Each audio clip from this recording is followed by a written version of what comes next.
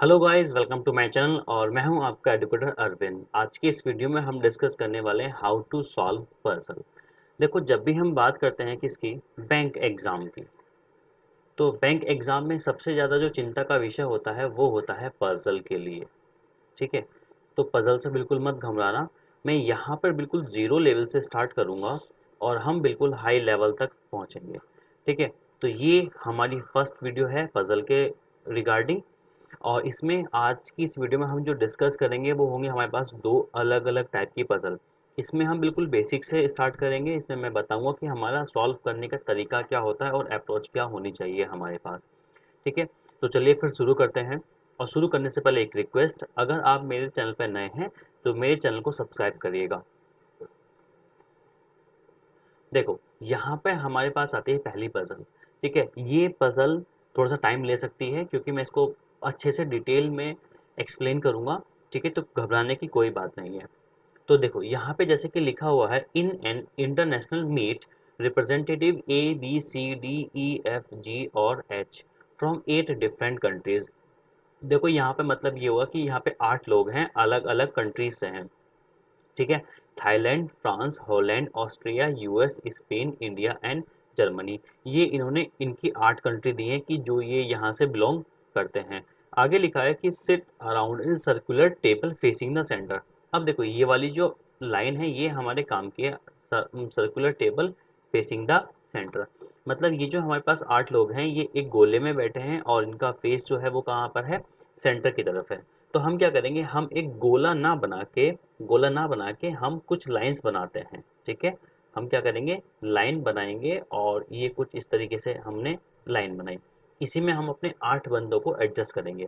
गोला बनाने की कोई जरूरत नहीं है। ठीक है, सीधा लाइन के कंसेप्ट पे हम चलते हैं। ठीक है, अब जैसे जैसे एक एक लाइन यहाँ पे दी गई होगी, एक एक इन्फॉर्मेशन यहाँ पे दी गई है, हम यहाँ पे पुट करते जाएंगे इसके अंदर। और जो इन्फॉर्मेशन हमारे पास एक्स्ट्रा होती है उसको हम साइड बाय साइड यहाँ पे रखते जाएंगे। तो पहले बस आपको क्या करना है, वीडियो को देखना है बहुत इजीली, आराम से देखो, कीप काम होके देखो, समझो और फिर इसको करने की कोशिश करनी है खुद से। देखो, पहली लाइन बात यहाँ से शुरू होती है कि A who represent Germany sits third to the left of E. तो हम क्या करेंगे, हम यहाँ पे ये जो ए है वो जर्मनी को रिप्रेजेंट करता है और किसके लेफ्ट में, ई के लेफ्ट में। तो देखो, सबसे पहला कैंडिडेट जो आप कोशिश करो, जब आपका फेस कहाँ पर होता है, सेंटर की तरफ होता है। आप इस तरीके से एरो भी लगा सकते हो अपने याद के लिए। ठीक है, एरो, जिससे क्या होगा, आपको ध्यान रहेगा कि इनका फेस कहाँ है, अंदर की ओर है और आपका लेफ्ट और राइट कभी भी गलत नहीं होगा। कैंडिडेट का क्या होता है, लेफ्ट और राइट गलत हो जाता है। ये सब लोग अंदर की ओर देख रहे हैं। तो मैंने क्या करा, यहाँ पे सबसे पहले मैंने क्या करा, ई को बिठा दिया। ये यहाँ पे ई है। अब ई के थर्ड लेफ्ट में कौन बैठा है, एक। तो एक यहाँ पे हो गया, 2 और 3। तो यहाँ पे कौन आ गया, यहाँ पे आ जाएगा हमारे पास ए। ठीक, इतनी बात क्लियर हो गई है। यहाँ पे हमारे पास ए आ गया है। अब ए तो जर्मनी को रिप्रेजेंट करता है, तो हम क्या करेंगे, इसके ऊपर लिख देंगे कि ये कहाँ से बिलोंग करता है, ये करता है जर्मनी से। ठीक है, जर्मनी से ये बिलोंग करता है। ये ज़्यादा बड़ा हो गया, मैं इसको शॉर्ट में लिखता हूँ, इसको थोड़ा यहाँ से रफ कर देते हैं। बस हम अपना जर्मनी लेके काम चलाते हैं। ठीक है, अब आगे बात करते हैं। आगे बात आती है, the one who is from India sits on the immediate right of A. अब ए के तुरंत राइट में इंडिया वाला बैठा है। मतलब देखो, यहाँ पे कैंडिडेट का जो नाम है वो तो नहीं बताया कि ABCD E F G H में से कौन सा है, लेकिन यहाँ पे जो आदमी है वो कहाँ से बिलोंग करता है, वो करता है इंडिया से। तो मैंने शॉर्ट में लिखा इंडी। ठीक है, अब आगे बात आती है, यहाँ तक हम कवर कर चुके हैं ये वाली बात। यहाँ तक आगे लिखा है, D who is from Holland.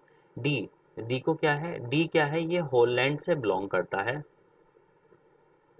ठीक है, D from Holland sit second to the right of B.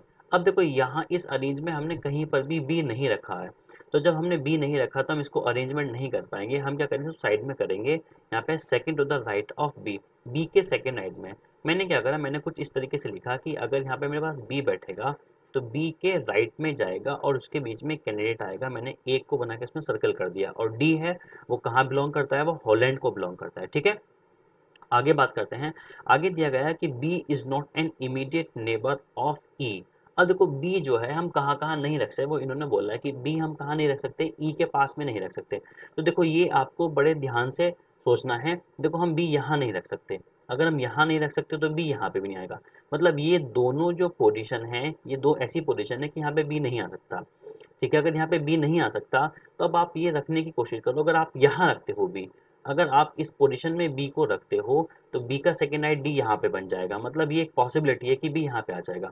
अगर आप बी यहाँ पे रखोगे, यहाँ इस जगह, तो सेकेंड राइट में तो ई आएगा, यहाँ पे तो आने की पॉसिबिलिटी नहीं है, यहाँ तो आएगा नहीं है। अगर आप यहाँ पे रखोगे बी को तो यहाँ पे डी आएगा और डी हॉलैंड से बिलोंग है, लेकिन यहाँ पे तो आने वाला जो कैंडिडेट है वो कौन सा आएगा, इंडिया वाला आएगा। तो इसका मतलब हमें कहाँ रखना चाहिए, बी हमें यहाँ रखना चाहिए, क्योंकि बी के लिए और कोई पॉसिबिलिटी है नहीं है। तो बी के राइट में हमने रखा क्या, यहाँ पे रखा डी, और डी को लिखा हमने कहा होलैंड। ठीक है, HOLL से डिनोट किया। ठीक है, ये हो गया हमारे पास होलैंड वाला। डन, यहाँ तक की बात क्लियर होती है। अब आगे आते हैं, यहाँ पे इन्होंने दिया कि see who is from Spain. अब नई बात आई कि जो सी है वो कहाँ से बिलोंग करता है, वो करता है स्पेन से। ठीक है, C belong to Spain, sits exactly in the middle of people representing US and India। India और यूएस के बीच में है। अब देखो एक तरफ तो इसके यूएस होगा और एक तरफ होगा इंडिया। अब एक बात मैं बता दूं, ये जो सी है ये स्पेन से बिलोंग करता है और मिड में है। ऐसा भी हो सकता है कि इस साइड में इंडिया आ जाए और इस साइड में यूएस आ जाए, हमें इन दोनों का एग्जैक्टली नहीं पता, लेकिन ये कंफर्म है कि इंडिया और यूएस दोनों के बीच में सी और स्पेन वाला कैंडिडेट बैठेगा। अब अगर आप यहाँ पे एडजस्टमेंट करते हो तो आपके पास इंडिया तो यहाँ पर है, अगर इंडिया है यहाँ पर, अब देखो इंडिया है, अब तो यहाँ पर हमारे पास कहीं से कहीं तक भी जगह नहीं है, तो मैं इंडिया के साथ में यूएस रख दूंगा यहाँ पर, क्योंकि एक ही जगह बसते हैं मेरे पास, ये यूएस हो गया। और यहाँ पे आने वाला कैंडिडेट कौन सा हो जाएगा, ये हो जाएगा सी। और सी कहाँ से बिलोंग करता है, ये करता है स्पेन से। ठीक है, ये हो गया स्पेन वाला कैंडिडेट हमारे पास। डन, यहाँ तक की बात हमारी क्लियर हो गई है। आगे बात आती है कि जी द रिप्रेजेंटेटिव फ्रॉम फ्रांस। जी कहाँ को रिप्रेजेंट करता है, फ्रांस को करता है, तो हमने इसको साइड में लिखा, जी किसको बिलोंग करता है, फ्रांस को। आगे sits second to the left of H, H के लेफ्ट में बैठेगा। अब देखो एच के अगर लेफ्ट में बैठेगा तो मतलब एच यहाँ कहीं आना चाहिए और एच के लेफ्ट में कुछ इस तरीके से होना चाहिए। और कहाँ सेकंड लेफ्ट है तो बीच में कैंडिडेट भी आना चाहिए। ठीक है, second from the left of H, who is from the, who is from Thailand. और एच जो है, एच कहाँ है, एच को बताया है इन्होंने कि एच जो है वो थाईलैंड से बिलोंग करता है। इतनी बात क्लियर हो गई।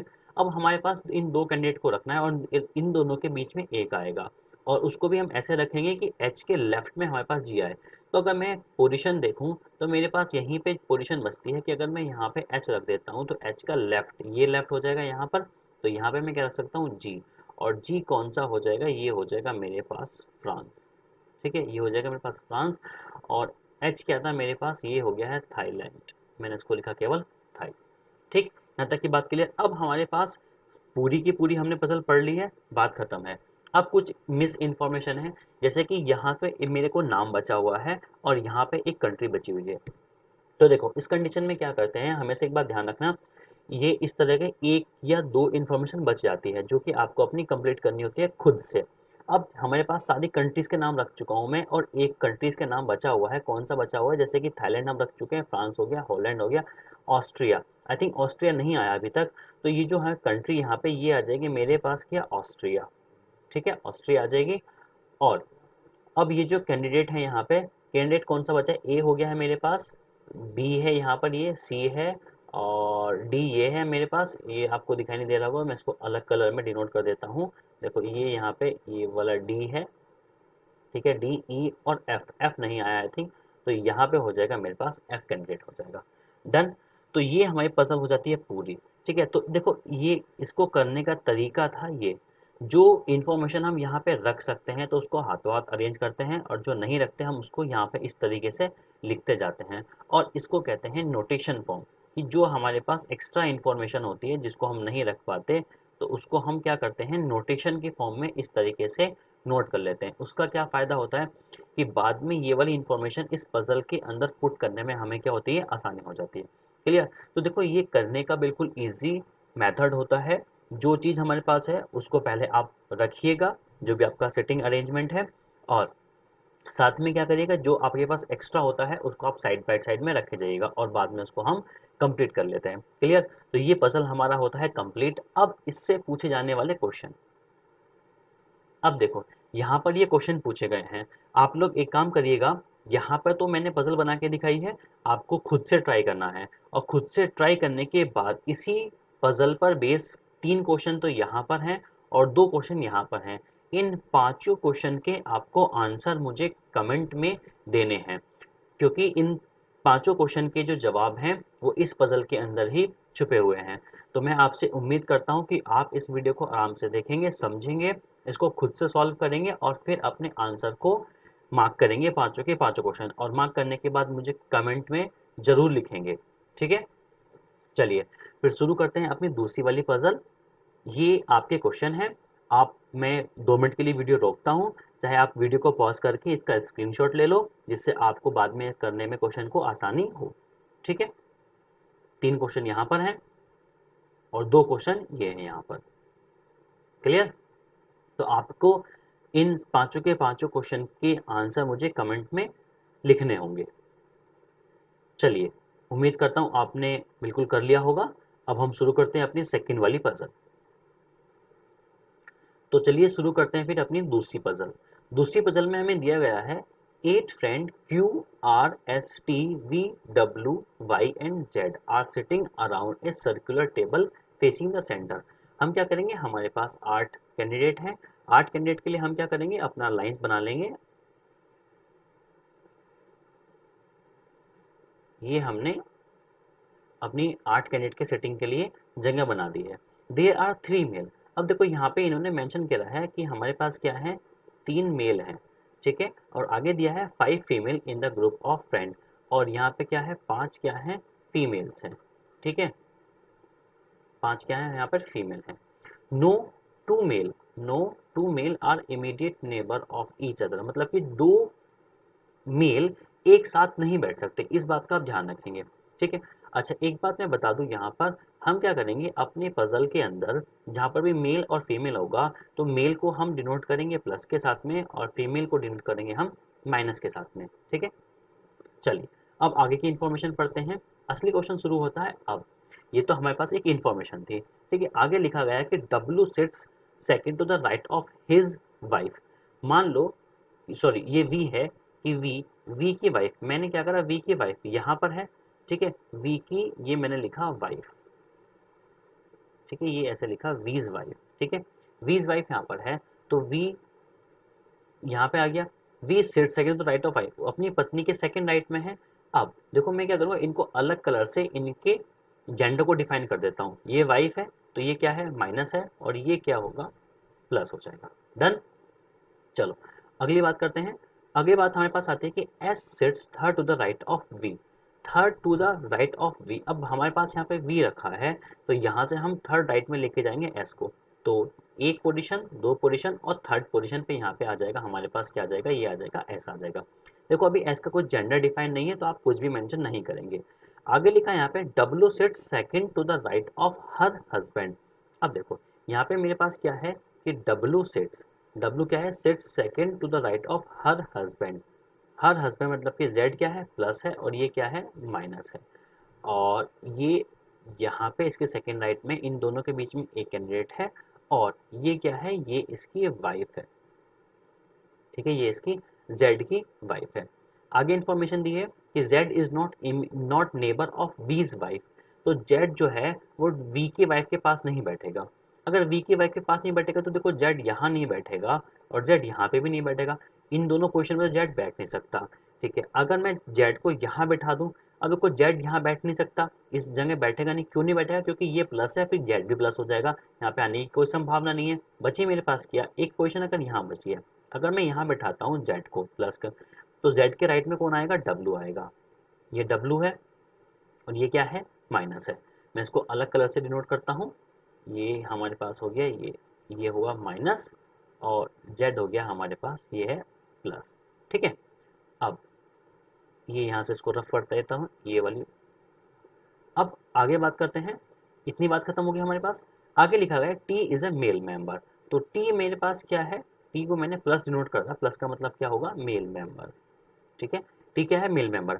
And Y is not an immediate neighbour of V, अब वाई जो है वो वी का पड़ोसी नहीं है, तो वाई इन दोनों जगह नहीं आएगा, ठीक है। अब एक ही जगह बची है ये वाला वाई, मतलब मे भी पॉसिबिलिटी है कि यहाँ पे, सॉरी मैंने क्या बोला कि y is not immediate neighbour of v, sorry ये v है, तो यहाँ पे हमारे पास क्या है, y नहीं आना चाहिए, तो यहाँ इन दोनों पोजीशन में y नहीं आएगा, इन दोनों पोजीशन में नहीं आएगा, तो एक पॉसिबिलिटी यहाँ पर है।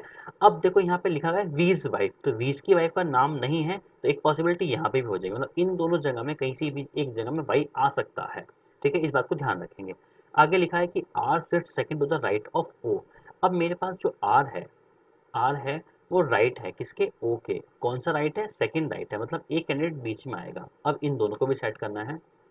अब देखो अगर मैं यहाँ पे क्यू रख दूँ, यहाँ पे मैं क्या कर दूँ, क्यू रखूँ, और यहाँ पे मैं इसको बना दूँ क्या, आर, तो यहाँ पे मेरा क्या होगा, ये अरेंजमेंट डन हो जाएगा, ठीक है। और एक पॉसिबिलिटी मेरे पास क्या थी कि मैं यहाँ पर अगर क्यू लिख दूँ, अगर मैं यहाँ पर क्यू लिख दूँ, और तो यहाँ पे मेरे पास क्या आ जाता, आर आ जाता है, ठीक है।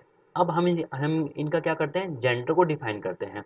अगर जेंडर को देखते हैं, हमारे पास देखो 3 मेल मेंबर थे, जिसमें से कि हमें अभी तक 2 पता चले हैं, और ये मैं अलग अलग कलर में दिखाता हूँ। देखो एक तो मेल हमारे पास ये हो गया है, एक ये हो चुका है। अब बात आती है, अब देखो एक बात और बोली कि T is a male member, male member था। अब यहाँ पे ये बात बोली गई है कि टी मेल मेंबर है और कोई भी 2 मेल एक साथ नहीं बैठेंगे, कोई भी 2 मेल एक साथ नहीं बैठेंगे, तो इसका मतलब ये हमारे पास क्या है, ये हुआ फीमेल, ठीक है, ये हमारे पास फीमेल हो गया है, तो ये भी हमारे पास फीमेल हो जाएगी, क्योंकि ये मेल है, यहाँ पे फीमेल मेल नहीं आ सकता। अब मेरे पास जगह कौन सी बची है, टी के लिए बची है, टी के लिए, और टी कौन है, प्लस है, मेल है, यहाँ तक की बात खत्म। अब एक कैंडिडेट अभी बचा हुआ है वाई, जिसके वाई के लिए बात चल रही थी हमारे पास, या तो वाई यहाँ पर आएगा या वाई यहाँ पर आएगा। अब वाई यहाँ तो सारी पोजीशन भर चुकी हैं, इसका मतलब जो वी की वाइफ है, ये जो वी की वाइफ है, इसका ही नाम ये वाई था, ठीक है। तो देखो हम यहाँ पर देख रहे हैं कि हमारे पास सारा अरेंजमेंट हो चुका है। अब बात आती है इस वाले अरेंजमेंट की, अगर आप क्यू वाले अरेंजमेंट को यहाँ पे रखते, यहाँ पे रखते, ठीक है, यहाँ पे अगर आप रखते, तो यहाँ पे क्यू के राइट में क्या आ जाता, आर आ जाता यहाँ पे, और फिर आपके लिए जगह बचती टी को यहाँ पर, और अगर आप टी यहाँ रखते तो आपके जो तीनों मिले एक साथ हो जाते, जो कि पॉसिबल नहीं था। तो इसलिए क्या करा गया, क्यू को यहाँ पे रखा गया और आर को यहाँ पे। अब ये वाला भी क्या होगा, हमारे पास फीमेल होगा, क्योंकि 3 मेल हमारे पास मिल गए, तो बाकी सब बचे हुए क्या है, वो सब फीमेल हैं। अब डब्लू के बारे में क्या बात थी हमारे पास, डब्लू जो है वो क्या है, जेड की वाइफ है, तो आप ऐसे भी लिख सकते हैं, ये क्या है, जेड्स वाइफ, ठीक है, ये हमारे पास क्या है, जेड वाइफ है। तो ये हमारे पास सिटिंग अरेंजमेंट प्लस थोड़ा सा इसमें ब्लड रिलेशन का कॉम्बिनेशन भी था, बहुत ही थोड़ा सा था, बेसिक था, कोई दिक्कत वाली बात नहीं है। तो ये अरेंजमेंट हमारे पास यहाँ पे इसको खत्म होता है। तो देखो हमने बहुत ही, मैंने इजीली बहुत अच्छे से एक्सप्लेन किया है इसको। अगर आपको कोई भी दिक्कत परेशानी है तो आप मुझे कमेंट करके बताइएगा कि आपको कहाँ क्या दिक्कत है, ठीक है, मैं कोशिश करूँगा उसको अगली वीडियो में ख़त्म करने का, ठीक है। चलिए फिर इस पर बेस्ड जो क्वेश्चन है उसको डिस्कस करते हैं। देखो यहाँ पर इस पर बेस ये 3 क्वेश्चन पूछे गए हैं, ठीक है। तो मैं उम्मीद करता हूँ कि आपने अच्छे से पजल को समझा है, उसको सॉल्व भी किया है। तो आप इन क्वेश्चन का स्क्रीनशॉट लेके रख लीजिएगा, जिससे आपको क्या करना है, इन तीनों के भी आपको आंसर कमेंट में लिखने होंगे। तो प्रीवियस पजल जो हमने सॉल्व किए उसके 5 क्वेश्चन हैं, उसके पांचों के पांचों आंसर आप कमेंट में मेंशन करेंगे, और इस पजल के भी 3 क्वेश्चन हैं, इसके आंसर भी आप कमेंट बॉक्स में मुझे बताएंगे, ठीक है। तो आज की इस वीडियो में इतना ही, मिलते हैं फिर अगली वीडियो में, तब तक के लिए धन्यवाद।